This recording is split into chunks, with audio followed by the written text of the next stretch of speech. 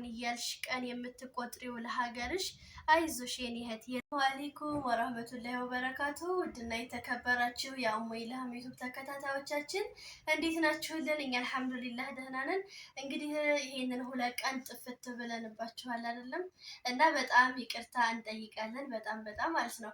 ያው ታውቁታላችሁ አይደለም በስራ ላይ ሆነ በህይወት ላይ ውጣ ውረድ እንዳለ ሆኖ ያው እዚህ በጦሳ ዩቲዩብም ላይ ያያችሁን ካላችሁ ማለት ነው። እዚህ ያው ማዬ ትንሽ ዳቦ ቤት ከፍታ ነበር አይደለም እና ያ የከፈተችው ዳቦ ቤት ደግሞ እንዳጋጣሚ ሆኖ ማሽኑ ተበላሽቶብን ስራ ካቆምን ለራሱ 2 ቀን ሆኖናል ማለት ነው። በጣም ያው መቼም አልሐምዱሊላህ መፈተን ያለ ነው ያልፋል። እና እዛ ላይ ቢዚ ሆነን በቃ ቪዲዮ እንኳን ለመስራት ጭራሽ አልተመቸንም። አሁን ለራሱ በቃ ባለሙያውም ችግር ነው ታውቃላችሁ። መቼም ይሄ ነው አልላችሁም፣ ታውቁታላችሁ።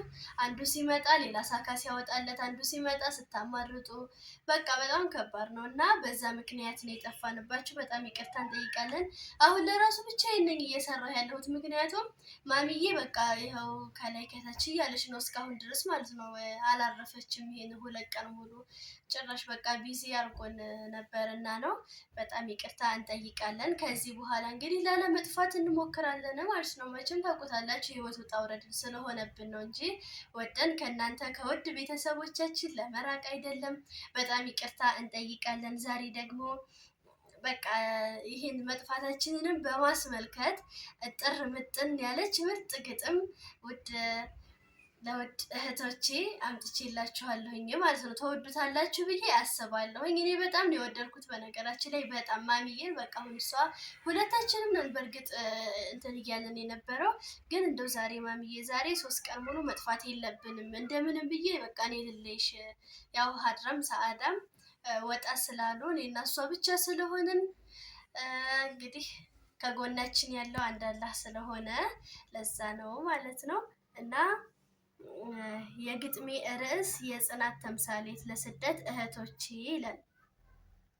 ብርድና ንፋሱ ባዕድ ሀገር ሆኖ ትዝታሽ ሲመጣ ትካዜሽ በስቶብሽ ልብሽ ሲመንመኖ በሰው ቤት ግርግር በብቸኝነትሽ መቼ ይሆን እያልሽ ቀን የምትቆጥሪው ለሀገርሽ አይዞሽ የኔ እህት የጽናት ተምሳሌት ያንቺው ማንነት ይታየኛል በሩቅ እንደ ሻማ እጥረት ከእንቅልፍሽ ቀርመሽ ጎህ ሳይቀር ተነስተሽ ሰው ሳይመለከትሽ እንባሽን አብሰሽ የባዕድ ሀገር ቃላት እንደ ሾህ እየወጋሽ ለቤተሰብ ኑሮ ራስሽን የሰጠሽ የዛሬው ድካምሽ የነገው ስንቅሽ ነው።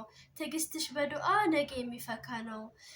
ያቺ ያንቺ ኒቃብ የአይኖችሽ ጥቁረት በስደት ዓለም ላይ የድንሽን እውነት ስትጠብቂ ኖርሽ ማንነትሽን አክብረሽ ከመከራው መሃል ስምሽን አስጠርተሽ በዳቦዬ ሽታ በደሴው አየር ናፍቆቴን ልላከው እስከዛኛው ዳርቻ እስከዛኛው ድንበር አይዞሽ የኔ እህት ስደት መጋረጃ ነው። ነገ ሲገላለጥ ደስታሽ የሚበልጥ ነው። ከስደት ስትመጪ በክብር በኩራት የለፋሽበት ብር ሲሆንልሽ ድርጅት የኑሮሽ ሰገነት ያኔ በደስታ አብረን እናወጋለን። የስደት ታሪክሽን ለዓለም እንናገራለን። እስከዚያው በርችልኝ ተስፋሽን አትጣይ። የአላህ እርዳታ ከጎንሽ ነው።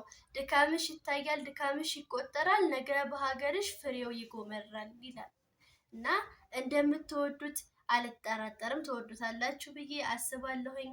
አሁንም ደግሜም ደጋግሜም የምነግራችሁ ነገር ቢኖር ስለጠፋን በጣም ይቅርታ እንጠይቃለን። በጣም ማለት ነው።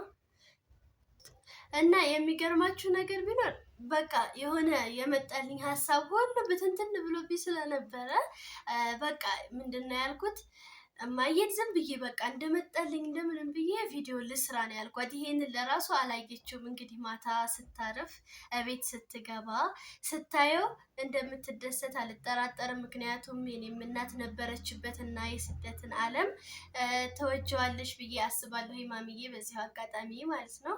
እና ይሄንን ነው የምላችሁ። እና ደግሞ ከዚህ በተጨማሪ እናንተም አግዙን፣ ሰብስክራይብ፣ ላይክ፣ ሼር በማድረግ አበረታቱን። ሰዓታችንን በጣም ከምላችሁ በላይ ወርዷል። በጣም እኔ እንጃ ይሄን ነው አልላችሁም።